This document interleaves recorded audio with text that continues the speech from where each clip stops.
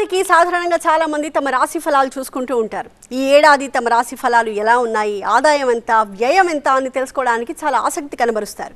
వాటి శాస్త్రీయతను పక్కన పెడితే ఇటీవల శాస్త్రీయంగా ఒక సర్వే జరిగింది. ఇందులో భారతదేశంలోని 17 మహానగరాలకు చెందిన వారి జీవన స్థితిగతులపై వివరాలు సేకరించారు. మరి మన భాగ్యనగర వాసుల ఆదాయ వ్యయాలేంటో తెలుసుకుందామా?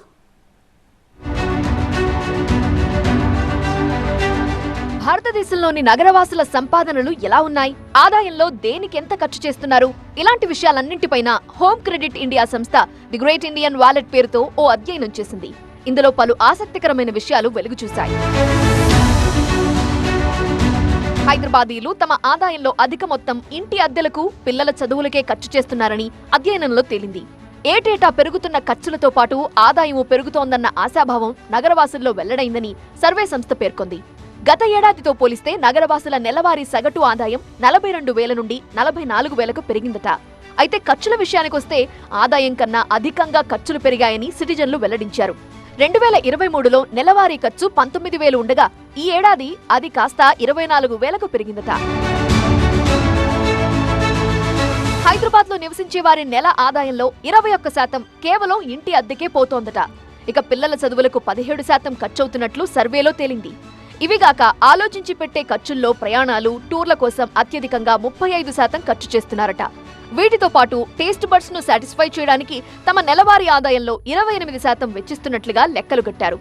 ఇక వినోదం కోసం సినిమాలకు పెట్టే ఖర్చు 19%, ఓటీటీ వినోదం కోసం నెల ఆదాయంలో 10% చెల్లిస్తున్నారు. వీటన్నింటితో పాటు జిమ్ తదితర ఫిట్నెస్ కోసం కూడా 6% ఖర్చు చేస్తున్నారని సర్వేలో తేలింది. నగరవాసుల ఆదాయ వ్యయాలతో పాటు మరికొన్ని అంశాలపై కూడా ఈ సర్వే సంస్థ ఫోకస్ చేసి వివరాలు రాబట్టింది. మొత్తం నగరవాసుల్లో 41% మందికి ఆన్లైన్ మోసాల గురించి తెలుసుట. 27% మంది ఆన్లైన్ మోసాలకు గురయ్యారని చెప్పారట. ఇక ప్రస్తుతం అంతా యూపీఐ సేవలు వినియోగిస్తున్నారు. Google pay, phone pay, Paytm ఇలా తదితర ఆన్లైన్ మనీ ట్రాన్స్ఫర్ల సేవలు ఉచితంగా పొందుతున్నారు. ఈ సేవలకు ఒకవేళ ఛార్జీలు వసూలు చేస్తామంటే ఏం చేస్తారు అనే క్వశ్చన్ కి యూపీఐ సర్వీసులను తక్షణమే ఆపేస్తామని 64% మంది హైదరాబాదీలు చెప్పేశారట.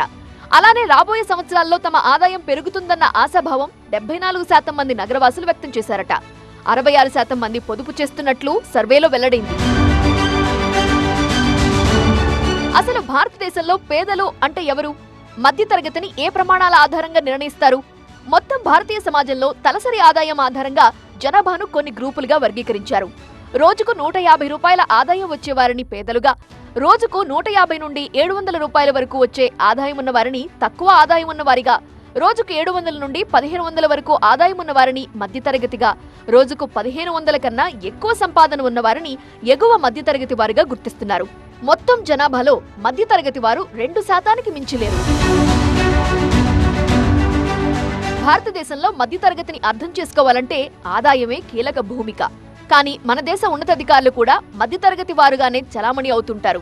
ఉదాహరణకు దేశ ఆర్థిక మంత్రి నిర్మలా సీతారామన్ తనకు తాను మధ్యతరగతికి చెందిన వ్యక్తిగా చెప్పుకుంటారు. కానీ పార్లమెంట్ సభ్యురాలిగా ఆమె నెలకు అన్ని అలవెన్స్ తో కలిపి 2.3 లక్షల ఆదాయం వస్తుంది. అంటే ఆమె వార్షిక ఆదాయం సుమారు 27 లక్షలు. ఈ నేపథ్యంలో మధ్యతరగతికి ఏమని నిర్వచనం ఇవ్వాలి అనేదే ప్రశ్నార్థకంగా మారింది. మరో ఆసక్తికరమైన విషయం ఏంటంటే centre of advanced studies of India survey ప్రకారం దాదాపు 50% మంది భారతీయులు తమను తాము మధ్యతరగతి వారుగా పేర్కొంటారు.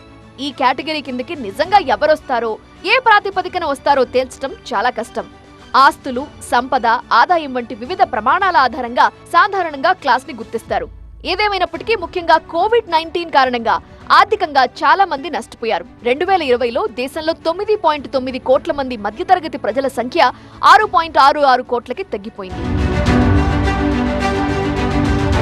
కోవిడ్ ప్రభావంతో ఇండియాలో బిలియనీర్ల సంఖ్య 2021లో 40 నుండి 142కి పెరిగింది.